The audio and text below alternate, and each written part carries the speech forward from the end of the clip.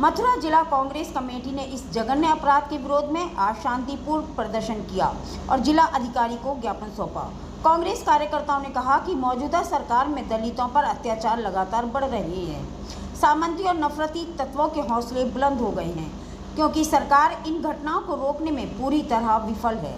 प्रदेश कांग्रेस अध्यक्ष के निर्देश पर कांग्रेस की टीम महोबा पहुंचकर पीड़िता और उनके परिवार से मिली।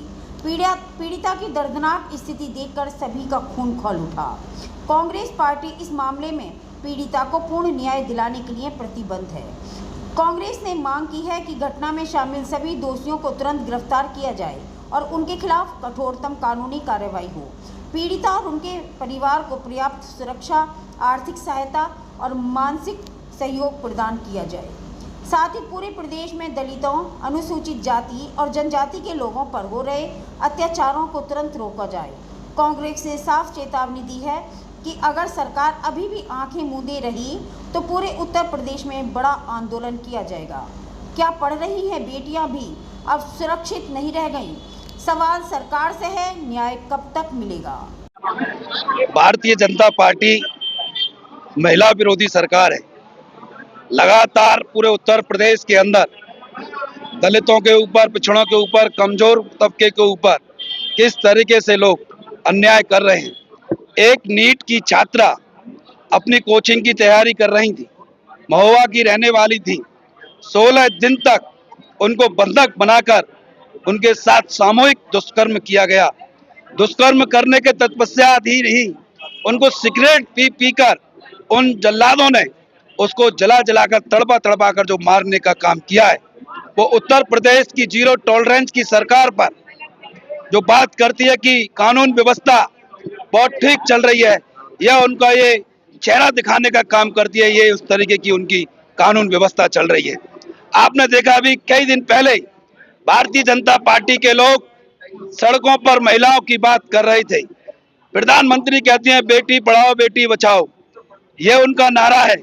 16 दिन तक एक बड़े बड़े दिनों की संख्या होती है, 16 दिन तक, और वहां का शासन और प्रशासन कुंभकर्णी नींद में सोता रहता है। जब हमारे तत्कालीन हमारे प्रदेश अध्यक्ष अजय राय जी उस परिवार से मिलने के लिए जाते हैं तो इस प्रदेश की सरकार, तानाशाह सरकार, हिटलर सरकार, उनको जिस तरीके से आप देख रहे हैं लगातार।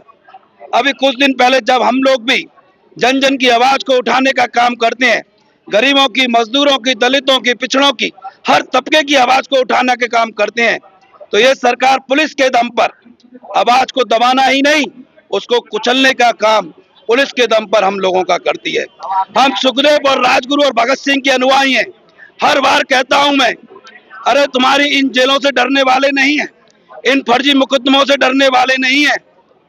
देखना आने वाले दिनों में, अभी प्राकृतिक भी हमारी परीक्षा ले रही है। तमाम बहुत तेज गर्मी है। देखना इन अफसरों की नींद को, ये कुर्सी पे जो बैठे हुए हैं, कुंभकर्ण नींद में सोए हुए हैं, इनको चैन से नहीं बैठने देंगे। और ईंट का जवाब इनको पत्थर से देने का एक एक कांग्रेस का कार्यकर्ता इस बोली वाली देश की, जो प्रदेश की जन जन की आवाज को बुलंद करने का काम करेंगे।